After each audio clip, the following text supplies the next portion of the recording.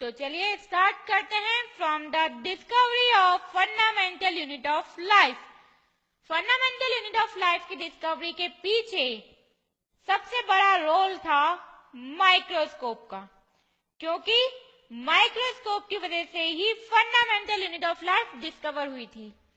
अब देखिए, इन 1665 में एक साइंटिस्ट थे रॉबर्ट हुक। उन्होंने क्या किया था, एक ट्री की बार्क ली थी, ये जो बार्क होती है ली थी, और उसमें से एक सब्सटेंस सेपरेट किया था, कॉर्क। और ये जो कॉर्क उन्होंने सेपरेट किया था उसको फिर माइक्रोस्कोप में देखा था, और जब उन्होंने इसे माइक्रोस्कोप में देखा था तब उन्हें कुछ ऐसा स्ट्रक्चर दिखाई दिया। और जैसे ही उन्हें माइक्रोस्कोप में ये स्ट्रक्चर दिखाई दिया, सडनली उनके माइंड में ब्लिंक हुआ कि ये स्ट्रक्चर तो हनीकॉम्ब के जैसा है। क्या आपको लग रहा है ये स्ट्रक्चर, ये वाला स्ट्रक्चर इसके जैसा? अभी नहीं लग रहा होगा। देखिए, हम जरा इस हनीकॉम्ब के स्ट्रक्चर को थोड़ा जूम करते हैं। ये लीजिए, हमने इसे जूम कर लिया। अब इन दोनों स्ट्रक्चर्स को मैच करिए। देखिए, हमारे पास ये जो स्ट्रक्चर है जिसे रॉबर्ट हुक ने माइक्रोस्कोप में देखा था, इसके अंदर ये स्मॉल स्मॉल बॉक्सेस टाइप्स है, ये स्मॉल बॉक्सेस टाइप्स है। अब जरा यहाँ पे आइए, ये जो हनीकॉम्ब का स्ट्रक्चर है इसमें देखिए, इसमें भी ये स्मॉल बॉक्सेस टाइप्स हैं। हाँ, है ना, दोनों में है। तो हम भी कह सकते हैं कि ये दोनों स्ट्रक्चर सिमिलर हैं, जैसा रॉबर्ट हुक ने कहा था। और जब ये डिस्कवरी यहाँ तक पहुंच गई, उसके बाद रॉबर्ट हुक ने एक कंक्लूजन दिया, एक नाम दिया और एक बुक लिखी। तो चलिए देखते हैं कि रॉबर्ट हुक ने क्या कंक्लूजन दिया था। Just like honeycomb composed of little compartments, organisms are also composed of small compartments. जैसे ये हनीकॉम्ब स्मॉल कंपार्टमेंट्स का बना होता है, सिमिलरली जितने भी ऑर्गेनिजम्स हैं, including ants, elephants, human beings and tigers, जितने भी लिविंग ऑर्गेनिजम्स हैं, ये भी स्मॉल कंपार्टमेंट्स के बने होते हैं। Okay, just like honeycomb, all organisms are also composed of small compartments. अब देखिए, रॉबर्ट हुक ने इन स्मॉल कंपार्टमेंट्स को एक नाम दिया था, और वो नाम क्या था? सेल। रॉबर्ट हुक ने इन स्मॉल कंपार्टमेंट्स को सेल नाम दिया था। अब आपके माइंड में आ रहा होगा कि ये सेल नाम ही क्यों दिया था, और कुछ भी तो नाम दे सकते थे। देखिए, रॉबर्ट हुक ने सेल नाम इसीलिए दिया था क्योंकि ये जो सेल है, ये एक लैटिन टर्म से डिराइव किया गया है, और उसका मीनिंग क्या होता है? Small compartments. क्या होता है? स्मॉल कंपार्टमेंट्स और स्मॉल रूम्स। तो हम क्या कह सकते हैं यहाँ पे? Robert Hooke named these compartments as cell. अब देखिए, ये जो पूरी डिस्कवरी रॉबर्ट हुक ने की थी, ये पूरी डिस्कवरी उनको खुद को भी इतनी ज्यादा अच्छी लगी थी कि उन्होंने इस पूरी डिस्कवरी पे एक बुक लिखी थी, और उस बुक का नाम था माइक्रोग्राफिया। क्या नाम था? माइक्रोग्राफिया। तो हम क्या कह सकते हैं यहाँ पे? On this discovery he wrote a book named Micrographia. अब ये जो दोनों पॉइंट्स हैं, ये दोनों पॉइंट्स बहुत ही इंपॉर्टेंट हैं, बिकॉज इन दोनों पॉइंट से 3 ऑब्जेक्टिव क्वेश्चंस निकलते हैं। और वो क्वेश्चंस कौन कौन से हैं? फर्स्ट, रॉबर्ट हुक ने क्या डिस्कवर किया था? सेल। रॉबर्ट हुक ने क्या नाम दिया था? सेल। रॉबर्ट हुक ने कौन सी बुक लिखी थी? माइक्रोग्राफिया। ओके, जब रॉबर्ट हुक ने सेल की डिस्कवरी कर दी, सेल नाम दे दिया, उसके बाद पूरी दुनिया में हलचल मच गई। जितने भी साइंटिस्ट थे वो सभी रिसर्च में लग गए। उनमें से 3 scientist mister MJ Schleiden, T Schwann and Rudolf Virchow, इन 3 साइंटिस्ट ने अपनी रिसर्च कंप्लीट की और 3 कंसेप्ट दिए। क्या दिए? 3 कंसेप्ट दिए। और उन्हीं 3 कंसेप्ट को हम डिस्कस करते हैं सेल थ्योरी में। तो चलिए स्टार्ट करते हैं। Cell theory states that, first point, all living organisms are composed of cells. जितने भी लिविंग ऑर्गेनिजम्स हैं, including plants, animals and human beings, ये सभी सेल्स से ही बनते हैं। All living organisms are composed of cells. Next point है, cell is the fundamental unit of life. Cell हमारी लाइफ की बेसिक यूनिट है। Now the third point, all new cells comes from pre existing cells.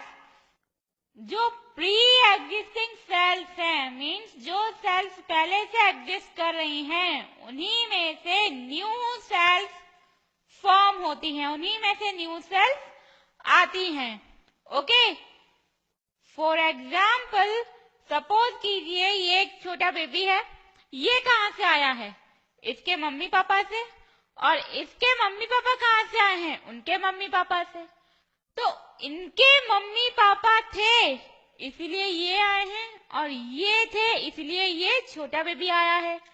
मतलब क्या है? जो पहले से एग्जिस्ट कर रहे हैं उन्हीं से न्यू जनरेशन आती है। सिमिलरली जो सेल्स पहले से एग्जिस्ट कर रहे हैं उन्हीं से न्यू सेल्स आती हैं। नाउ अब हम सेल को डिटेल में डिस्कस करेंगे, बट उससे पहले हम यहाँ पे सेल से रिलेटेड कुछ इंपॉर्टेंट पॉइंट्स देखेंगे। अभी तक हमने सेल से रिलेटेड क्या देखा है? Cell discovery and cell theory.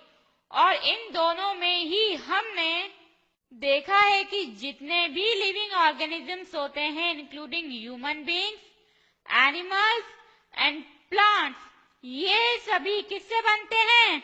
In small small boxes से, जिन्हें रॉबर्ट हुक ने क्या नाम दिया था? सेल। जितने भी लिविंग ऑर्गेनिजम्स होते हैं ये सेल्स से बनते हैं। जब बहुत सारी सेल्स कंबाइंड होती हैं तब एक स्ट्रक्चर बनाती हैं, एक कंप्लीट ऑर्गेनिज्म बनाती हैं।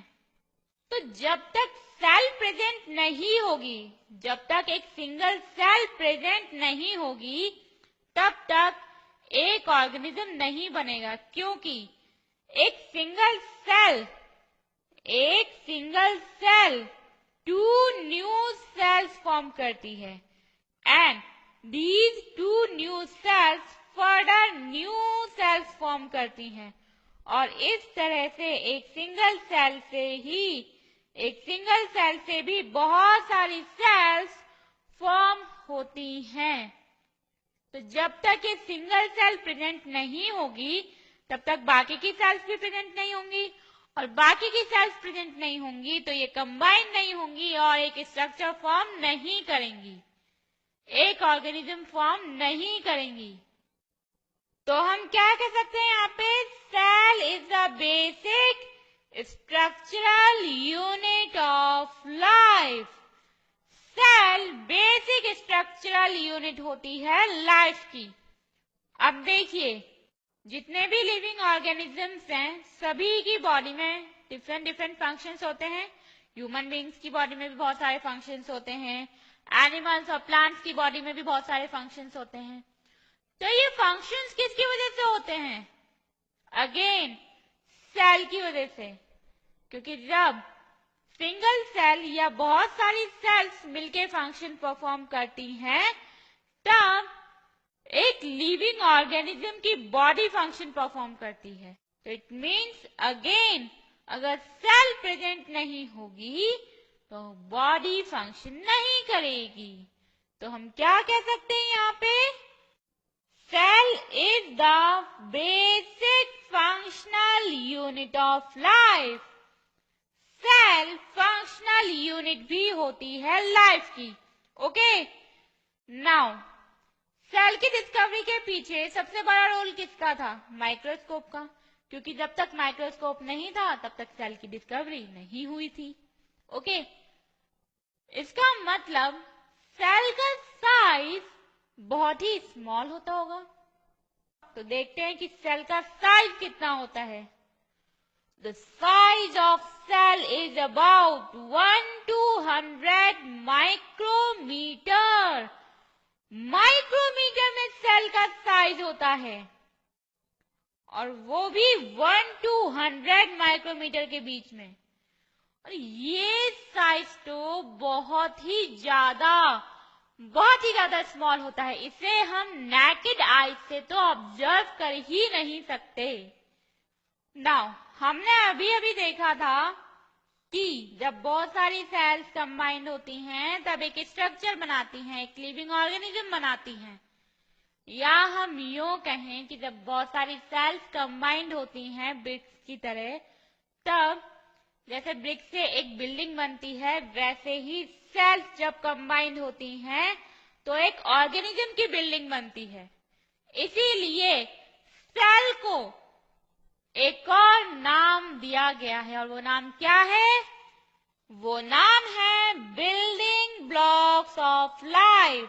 सेल को बिल्डिंग ब्लॉक्स ऑफ लाइफ भी कहते हैं। चलिए डिस्कस करते हैं। सबसे पहले प्लांट सेल। कैसी होती है प्लांट सेल? ये देखिए, ये है प्लांट सेल, ऐसी होती है प्लांट सेल। अब हम देखेंगे कि इसके अंदर इतने सारे स्ट्रक्चर्स क्या क्या हैं। कहां से स्टार्ट करें? अगेन बाहर से करते हैं। चलिए देखिए, यहाँ पे ये जो डार्क ग्रीन कलर का पोर्शन, डार्क ग्रीन कलर का पार्ट यहाँ पे दिखाई दे रहा है, ये है सेल वॉल। क्या है ये? Cell wall.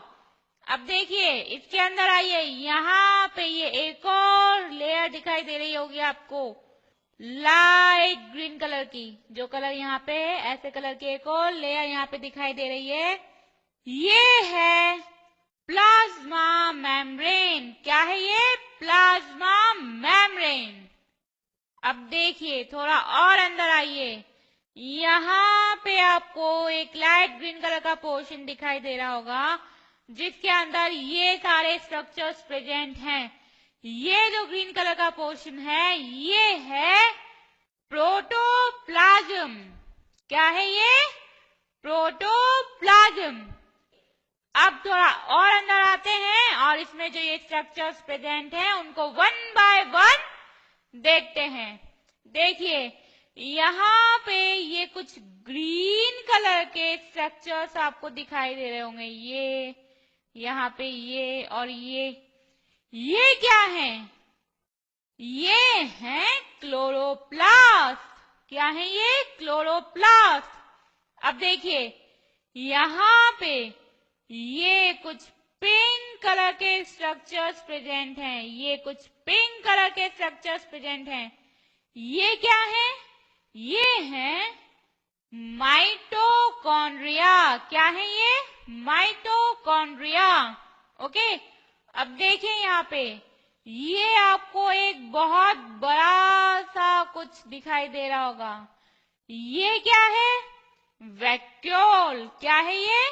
वैक्यूल। और अब देखिए इसके अंदर ये बहुत ही स्मॉल से स्ट्रक्चर्स हैं, ये हैं माइक्रो क्रिस्टल्स। क्या है ये? Micro crystals.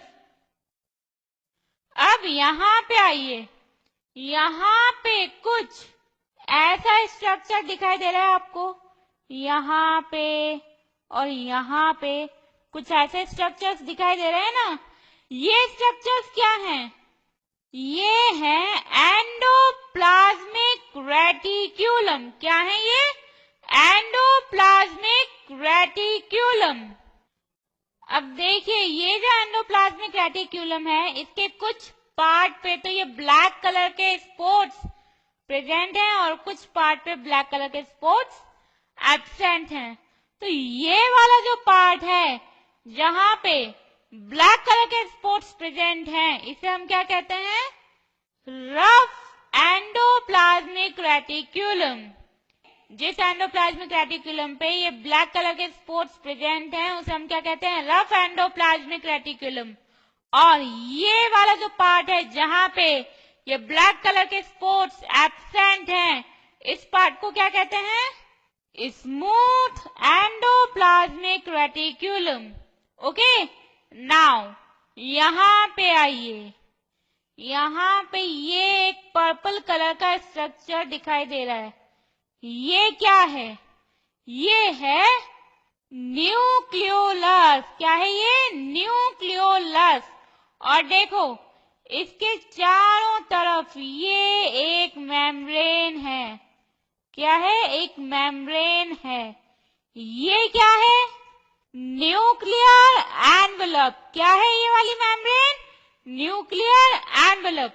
अब देखिए यहाँ पे ये पिंक कलर का कुछ दिखाई दे रहा है, जैसे यहाँ पे ये प्रोटोप्लाज्म था वैसे ही यहाँ पे कुछ पार्ट दिखाई दे रहा है पिंक कलर का, लाइट पिंक कलर का। ये क्या है? न्यूक्लियोप्लाज्म। क्या है ये? न्यूक्लियोप्लाज्म। ओके, अब आप सोच रहे होगे इतना सब कुछ देख लिया पर अभी तक न्यूक्लियस तो आया ही नहीं है, जबकि हमने क्या देखा था कि यूकैरियोटिक सेल में ट्रू न्यूक्लियस प्रेजेंट होता है और प्लांट सेल एक यूकैरियोटिक सेल है, तो इसमें न्यूक्लियस कहाँ है? तो देखो ये जो न्यूक्लियोलस है और ये जो न्यूक्लियर एनवेलप है और ये जो न्यूक्लियोप्लाज्म है, ये तीनों मिलके क्या बनाते हैं? एक कंप्लीट न्यूक्लियस। तो ये वाला जो पूरा पोर्शन है ये क्या है? न्यूक्लियस। ओके, नाउ अब इसमें क्या बचा? एक तो ये वाला पार्ट और ये जो ब्लैक ब्लैक कलर के स्पॉट्स हैं ये। तो चलिए सबसे पहले देखते हैं कि ये ब्लैक कलर के स्पॉट्स क्या हैं। ये हैं राइबोसोम्स। तो रफ एंडोप्लाज्मिक रेटिक्यूलम के ऊपर ये जो ब्लैक स्पॉट्स हैं ये भी क्या हैं? राइबोसोम्स।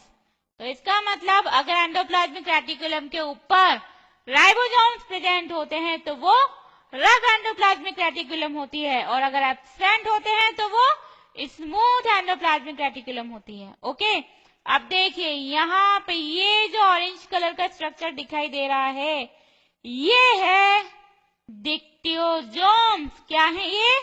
डिक्टियोसोम्स। ओके, तो ये हुआ प्लांट सेल का स्ट्रक्चर कंप्लीट। क्या क्या देखा है हमने प्लांट सेल के स्ट्रक्चर में? Cell wall, plasma membrane, protoplasm, chloroplast, vacuole, microcrystals, mitochondria, nucleoplasm, nuclear envelope, nucleolus, smooth endoplasmic reticulum, rough endoplasmic reticulum, ribosomes and dictyosomes. Okay, अब हम देखेंगे कि एनिमल सेल कैसी होती है। हमारी बॉडी में जो सेल्स प्रेजेंट हैं वो कैसी होती हैं। देखिए हमारी बॉडी में जो सेल्स प्रेजेंट हैं वो ऐसी होती हैं। एनिमल सेल ऐसी होती है। कैसी लगी? अच्छी लगी? तो चलिए देखते हैं एनिमल सेल में कौन कौन से स्ट्रक्चर्स प्रेजेंट होते हैं। अगेन बाहर से स्टार्ट करते हैं। देखिए यहाँ पे कर्सर मूवमेंट पे ध्यान दीजिएगा। ये जो लेयर यहाँ पे दिखाई दे रही है लाइट ग्रे कलर की, ये जो लेयर है ये क्या है? Plasma membrane. क्या है ये? Plasma membrane. अब देखिए यहाँ पे अंदर आइए और देखिए ये जो क्रीम कलर का पोर्शन यहाँ पे दिखाई दे रहा है जिसके अंदर ये सारे स्ट्रक्चर्स प्रेजेंट हैं, ये वाला पोर्शन क्या कहते हैं इसे? प्रोटोप्लाज्म। क्या कहते हैं इसे? प्रोटोप्लाज्म। अब चलिए एक एक करके हम जो ये स्ट्रक्चर्स प्रोटोप्लाज्म में प्रेजेंट हैं उन्हें देखते हैं। सबसे पहले ये देखिए ये वाला स्ट्रक्चर, ये वाला स्ट्रक्चर, ये क्या है? ये है माइटोकॉन्ड्रिया। क्या है ये? माइटोकॉन्ड्रिया। ये हमने प्लांट सेल में भी देखे थे। अब देखिए यहाँ पे ये जो ब्लैक कलर के स्पॉट्स हैं, ये क्या है? ये हमने प्लांट सेल में भी देखे थे। ये जो ब्लैक कलर के स्पॉट्स हैं, ये क्या है? ये है राइबोसोम्स। क्या है ये? राइबोसोम्स। अब देखो ये वाले जो पिंक कलर के स्ट्रक्चर्स यहाँ पे दिखाई दे रहे हैं, ये हमने प्लांट सेल में भी देखे थे। कुछ ऐसे ऐसे ऐसे ऐसे स्ट्रक्चर्स, क्या थे वो? Endoplasmic reticulum. क्या थे? Endoplasmic reticulum. और हमने वहां पे एक और चीज देखी थी कि ये वाला जो पोर्शन है जिसके ऊपर राइबोसोम्स प्रेजेंट नहीं है, इसे क्या कहते हैं? Smooth endoplasmic reticulum. क्या कहते हैं? Smooth endoplasmic reticulum. नाउ ये वाला जो पोर्शन है एंडोप्लाज्मिक रेटिकुलम का, जिसके ऊपर black spots means ribosomes present हैं, इस पोर्शन को क्या कहते हैं? Rough endoplasmic reticulum. क्या कहते हैं? Rough endoplasmic reticulum. राइट। अब देखिए यहाँ पे ये वाला पार्ट, ये वाले स्ट्रक्चर्स, ये वाले स्ट्रक्चर्स, ये क्या है? ये जो पर्पल कलर के स्ट्रक्चर्स हैं, ये क्या हैं? लाइसोसोम्स। क्या है ये? लाइसोसोम्स। अब यहाँ पे आइए, ये क्या है? न्यूक्लियस है। न्यूक्लियस है ये। और न्यूक्लियस में क्या क्या होता है? ये वाला पार्ट, ये वाला पार्ट और ये वाला पार्ट। तो ये वाला जो पार्ट है, ये वाला जो स्ट्रक्चर है, ये क्या है? न्यूक्लियोलस। क्या है ये? न्यूक्लियोलस। नाउ ये वाला पोर्शन क्या है? प्लांट सेल में देखा था हमने, पिंक कलर का स्ट्रक्चर, लाइट पिंक कलर का। क्या है ये? ये है न्यूक्लियोप्लाज्म। क्या है? न्यूक्लियोप्लाज्म। अब बचा ये वाला क्या पार्ट है? ये जो मेम्ब्रेन है, ये क्या है? ये है न्यूक्लियर एनवेलप। क्या है ये वाला पोर्शन? Nuclear envelope. और न्यूक्लियोलस, न्यूक्लियोप्लाज्म और न्यूक्लियर एनवेलप, ये तीनों मिलके क्या बनाते हैं? एक कंप्लीट न्यूक्लियस, जिसे हम क्या कहते हैं? ट्रू न्यूक्लियस, क्योंकि इसमें मेम्ब्रेन भी प्रेजेंट है, न्यूक्लियर एनवेलप भी प्रेजेंट होता है। ओके। अब यहाँ पे देखिए ये कुछ ऐसे स्ट्रक्चर्स यहाँ पे दिखाई दे रहे हैं। ये क्या है? सेंट्रियोल्स। क्या है ये? सेंट्रियोल्स। अब देखिए यहाँ पे ये वाला जो पार्ट है, ये हमने प्लांट सेल में भी देखा था, ऑरेंज कलर का पार्ट, वही पार्ट है ये। बस एनिमल सेल में इसका नाम चेंज हो जाता है, बिकॉज एनिमल सेल में ये स्ट्रक्चर जो हैं, ये ज्यादा कॉम्प्लेक्स होते हैं प्लांट सेल के कंपेयर में। इसलिए एनिमल सेल में इन स्ट्रक्चर्स को क्या कहते हैं?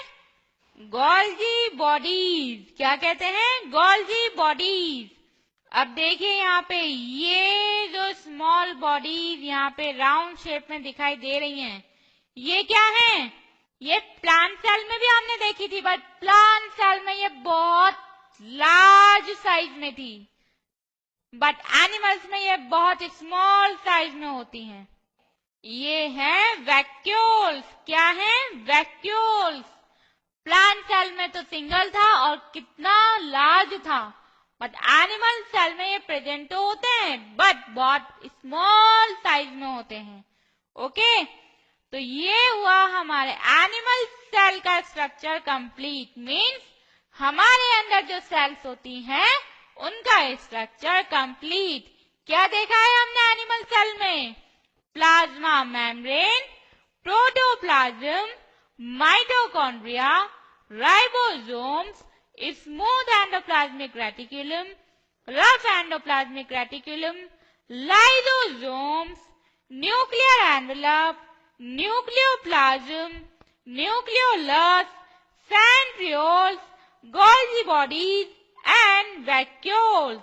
नाउ हमने प्लांट सेल और एनिमल सेल दोनों डिस्कस कर लिए हैं। दोनों में काफी स्ट्रक्चर सेम है, बट मेन डिफरेंस आपको क्या लगा? क्या मेन डिफरेंस आपने नोट किया जो स्टार्टिंग में ही था? Cell wall, right, cell wall.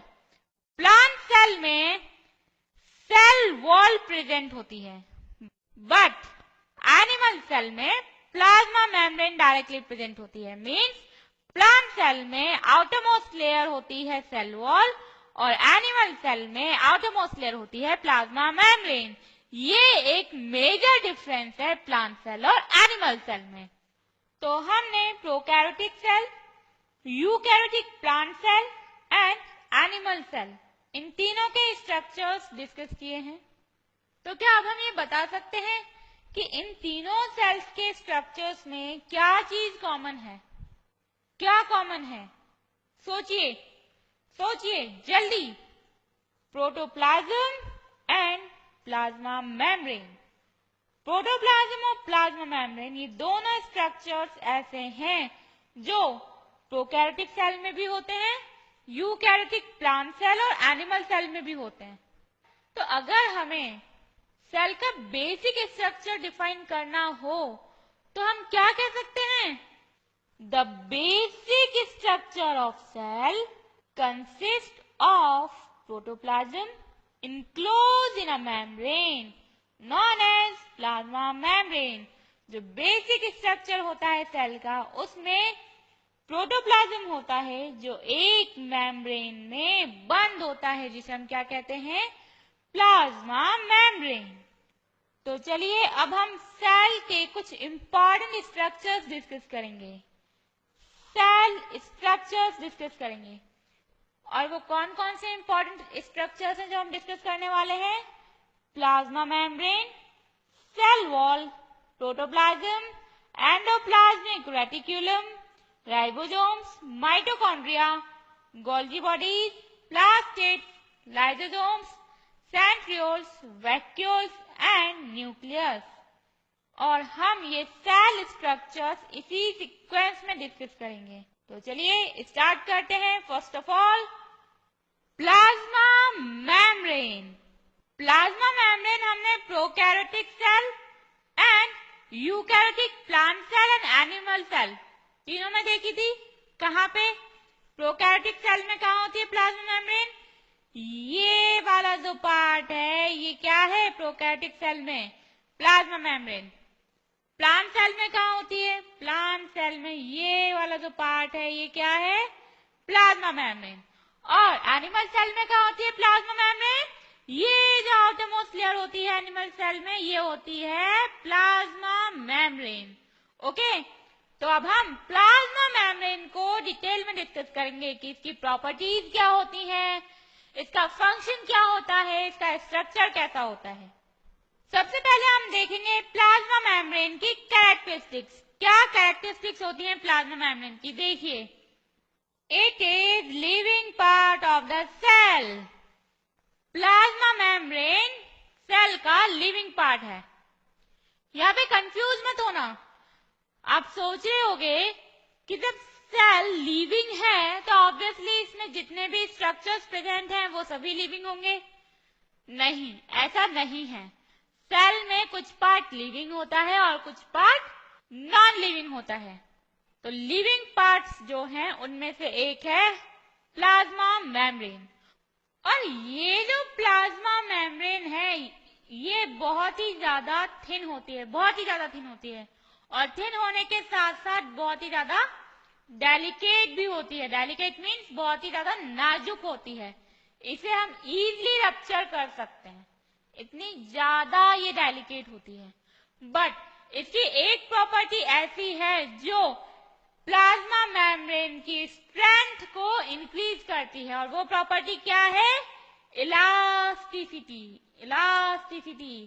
Plasma membrane elastic होती है। इलास्टिक मीन्स रबर होती है, रबर। देखिए ना, जब हम उसे स्ट्रेच करते हैं और फिर रिलीव करते हैं तो वो वापस से अपनी नॉर्मल शेप में आ जाती है, नॉर्मल पोजीशन में आ जाती है। सिमिलरली प्लाज्मा मेम्ब्रेन भी इलास्टिक होती है, इतनी ज्यादा नहीं होती बट होती है। अब देखिए ये जो प्लाज्मा मेम्ब्रेन है ये सेल के आउटर एनवायरनमेंट और इनर एनवायरनमेंट के बीच में एक लिंक है। ओके, जैसे हमारे घर में मेन गेट होता है वैसे, इसीलिए जैसे मेन गेट की प्रॉपर्टी होती है कि उसे हर कोई क्रॉस करके अंदर नहीं आ सकता और हर कोई क्रॉस करके अंदर से बाहर नहीं जा सकता, सिमिलरली ये जो प्लाज्मा मेम्ब्रेन है इसकी भी एक प्रॉपर्टी होती है। और वो प्रॉपर्टी क्या है कि जो प्लाज्मा मेम्ब्रेन होती है वो सिलेक्टिवली परमिएबल होती है। मीन्स प्लाज्मा मेम्ब्रेन हर किसी को बाहर से अंदर नहीं आने देती है और ना ही हर किसी को अंदर से बाहर जाने देती है। ओके, तो ये थी प्लाज्मा मेम्ब्रेन की कुछ कैरेक्टरिस्टिक्स। इनको हम एक बार रिटन फॉर्म में भी देख लेते हैं। It is very thin, delicate and elastic. Okay, next, it is a link between outer environment and inner environment of cell. Next हमने कौन सी प्रॉपर्टी देखी थी प्लाज्मा मेम्ब्रेन की? It is selectively permeable. और सिलेक्टिवली परमिएबल का meaning क्या होता है? It allows the flow of limited substances in and out of the cell. ये लिमिटेड सब्सटेंसेज को ही अलाउ करती है in and out of the cell. Okay. Now structure of plasma membrane. क्या प्लाज्मा मेम्ब्रेन का स्ट्रक्चर ऐसे होता है एक सिंगल लाइन की फॉर्म में? Yes or no? The answer is no. ये जितना इजी लगता है ना एक सिंगल लाइन की फॉर्म में उतना ही ज्यादा कॉम्प्लिकेटेड होता है। और इसीलिए प्लाज्मा मेम्ब्रेन के स्ट्रक्चर से रिलेटेड बहुत सारे मॉडल्स दिए साइंटिस्टों ने, but only one model he successful रहा और वही मॉडल हम डिस्कस करते हैं जब हम प्लाज्मा मेम्ब्रेन का स्ट्रक्चर डिस्कस करते हैं। और वो मॉडल कौन सा है? Fluid mosaic model. और ये मॉडल दिया था साइंटिस्ट फिंगर एंड निकोलसन ने। देखना चाहते हैं वो मॉडल कैसा था? देखिए ये रहा फ्लूइड मोज़ेक मॉडल जो फिंगर एंड निकोलसन ने दिया था। काफी खतरनाक है नहीं, बट जितना खतरनाक है उतना इजी भी है। देखिए ये जो मॉडल है, ये जो स्ट्रक्चर है, इसमें आपको 2 लेयर्स, कितनी 2 लेयर्स दिखाई दे रही होंगी, एक ऊपर और एक नीचे। ये देखिए ये वाली और ये वाली। और इन दोनों लेयर्स में जो स्ट्रक्चर्स प्रेजेंट हैं वो भी सिमिलर टाइप के हैं, कुछ ऐसे। ये वाला पोर्शन ये रहा ऑरेंज कलर का और ये टेल लाइक पोर्शन ये रहा येलो कलर का। तो इस मॉडल में ये वाला जो पार्ट है, मतलब ये वाला जो पार्ट है, ये क्या है? फोस्फोलिपिड। क्या है ये? फोस्फोलिपिड। और देखिए ये जो फोस्फोलिपिड हैं इनकी 2 लेयर्स हैं, एक ऊपर और एक नीचे, इसलिए इसे हम फोस्फोलिपिड बाय लेयर कहते हैं, बिकॉज 2 लेयर्स होती हैं फोस्फोलिपिड की, राइट। अब देखिए यहाँ पे आपको ये ब्लू कलर के कुछ स्ट्रक्चर्स दिखाई दे रहे होंगे। ये क्या है? ये हैं प्रोटीन्स। क्या है ये? प्रोटीन्स। ओके, अब देखिए यहाँ पे ये आपको एक और स्ट्रक्चर दिखाई दे रहा होगा ब्लू कलर का। ये क्या है? ये प्रोटीन्स नहीं है, ये कुछ और है। क्या है? ये हैं ग्लाइकोलिपिड्स। क्या है ये? ग्लाइकोलिपिड्स। अब देखें यहाँ पे आपको ये येलो कलर के स्ट्रक्चर्स, चेन लाइक स्ट्रक्चर्स यहाँ पे दिखाई दे रहे होंगे। ये जो स्ट्रक्चर्स हैं ये हैं पॉलीसैकेराइड चेन्स। क्या है ये? Polysaccharide chains. तो ये है प्लाज्मा मेम्ब्रेन का फ्लूइड मोज़ेक मॉडल जो सिंगर एंड निकोलसन ने दिया था।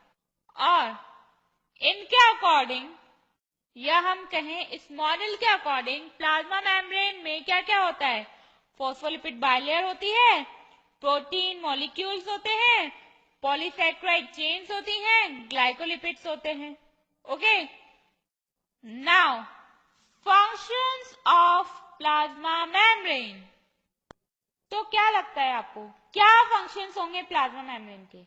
एक काम करते हैं, प्लाज्मा मेम्ब्रेन के फंक्शंस को समझने के लिए हम ये जो एनिमल सेल का स्ट्रक्चर है उसे किसी के साथ कंपेयर करते हैं।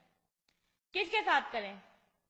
इस बैलून के साथ करते हैं, बिकॉज मैक्सिमम कैरेक्टरिस्टिक्स बैलून की और प्लाज्मा मेम्ब्रेन की सिमिलर होती हैं। लाइक बैलून की जो लेयर होती है वो भी थिन होती है, डेलिकेट होती है और इलास्टिक होती है, just like plasma membrane. Okay, अब देखिए ये जो बैलून है इसके अंदर वाटर है। क्या है? वाटर है, बिकॉज यहाँ पे जो प्लाज्मा मेम्ब्रेन है इसके अंदर क्या है? प्रोटोप्लाज्म। और प्रोटोप्लाज्म क्या होता है? लिक्विड होता है। इसलिए हम इस सेल को कंपेयर कर रहे हैं एक वाटर फिल्ड बैलून से। नाउ हम जानते हैं कि वाटर की कोई शेप नहीं होती। वाटर को हम जिस कंटेनर में डाल देते हैं वो उसी की शेप ले लेता है। तो जब ये वाटर इस बैलून में है तो इसकी शेप कुछ इसी के अकॉर्डिंग होगी। तो ये बैलून क्या कर रहा है?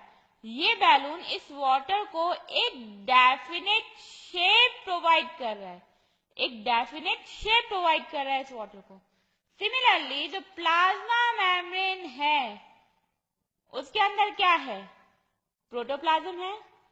तो ये जो प्लाज्मा मेम्ब्रेन है ये प्रोटोप्लाज्म को या फिर हम कहें सेल को एक डेफिनेट शेप प्रोवाइड करती है, एक डेफिनेट शेप प्रोवाइड करती है।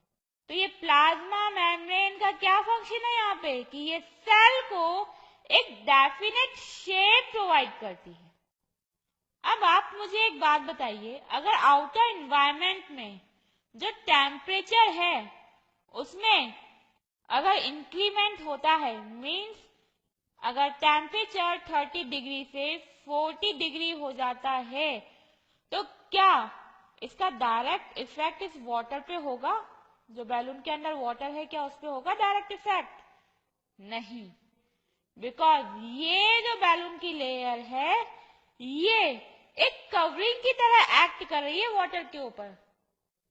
इसलिए अगर बाहर के एनवायरनमेंट में कोई भी चेंजेस होते हैं तो उसका डायरेक्ट इफेक्ट वाटर पे नहीं होता है। सिमिलरली यहाँ पे भी ये जो प्लाज्मा मेम्ब्रेन है ये भी क्या काम कर रही है? प्रोटेक्शन का काम कर रही है। क्या काम कर रही है? प्रोटेक्शन का काम कर रही है। मीन्स बाहर के एनवायरनमेंट में कितना भी चेंज हो जाए उसका डायरेक्ट इफेक्ट सेल के जो इंटरनल स्ट्रक्चर्स हैं उन पे नहीं होता है। अब याद कीजिए हमने कैरेक्टरिस्टिक्स में देखा था कि जो प्लाज्मा मेम्ब्रेन है ये सिलेक्टिवली परमिएबल होती है। मीन्स कि ये जो प्लाज्मा मेम्ब्रेन है ये ना तो हर किसी को अंदर आने देती है और ना ही हर किसी को बाहर जाने देती है। तो ये क्या काम कर रही है? ये एंट्री और एग्जिट को रेगुलेट कर रही है। क्या कर रही है? रेगुलेट कर रही है। ओके, तो कौन से सब्सटेंस अंदर आने चाहिए, कौन से सब्सटेंस अंदर से बाहर जाने चाहिए, ये सब फंक्शन कौन परफॉर्म कर रहा है? Plasma membrane. तो चलिए एक बार रिटन फॉर्म में देखते हैं कि प्लाज्मा मेम्ब्रेन के क्या क्या फंक्शंस होते हैं। First, it gives definite shape to the cell. Second, It provides protection to the internal structures. Third, it regulates entry and exit of substances in and out of the cell. Okay? तो ये functions होते हैं plasma membrane के। और इसी के साथ complete हुआ हमारा first cell structure, plasma membrane. और इसमें क्या क्या डिस्कस किया है हमने? सबसे पहले कैरेक्टरिस्टिक्स। क्या कैरेक्टरिस्टिक्स होती है प्लाज्मा मेम्ब्रेन की? कि लिविंग पार्ट है सेल का। सेकंड, ये बहुत ही थिन होती है, डेलिकेट होती है और इलास्टिक होती है। एंड थर्ड, ये एक लिंक है आउटर एनवायरनमेंट और इनर एनवायरनमेंट के बीच में सेल के। एंड लास्ट हमने देखी थी कैरेक्टरिस्टिक कि ये सिलेक्टिवली परमेबल होती है, means it allows the flow of limited substances in and out of the cell. Next हमने देखा था इसका स्ट्रक्चर। और स्ट्रक्चर में क्या देखा था हमने? कि इसमें फॉस्फोलिपिड बाइलेयर होती है, पॉलीसैकेराइड चेन्स होती हैं, ग्लाइकोलिपिड्स होते हैं और प्रोटीन्स होते हैं। देन हमने इसके फंक्शंस देखे थे कि प्लाज्मा मेम्ब्रेन के क्या फंक्शंस होते हैं। ये डेफिनेट शेप प्रोवाइड करती है सेल को, प्रोटेक्शन प्रोवाइड करती है इंटरनल स्ट्रक्चर्स को, और सब्सटेंसेस की एंट्री और एग्जिट को रेगुलेट करती है in and out of the cell. तो स्टूडेंट्स, अगर ड्रोन स्टडी के ये वीडियोस आपको अच्छे लग रहे हैं तो आप प्लीज इनको लाइक करें, सब्सक्राइब करें, कमेंट्स लिखें, स्टूडेंट्स अपने थॉट्स बताएं, हमारे साथ शेयर करें कि आप और क्या चाहते हैं। और इतना ही नहीं स्टूडेंट, सबसे इंपॉर्टेंट नीचे शेयर बटन पे क्लिक करें और अपने दोस्तों के साथ इन वीडियोस को व्हाट्सएप और फेसबुक पे शेयर करें स्टूडेंट्स, ताकि वो भी इन वीडियोस का फायदा उठा सकें स्टूडेंट्स, राइट।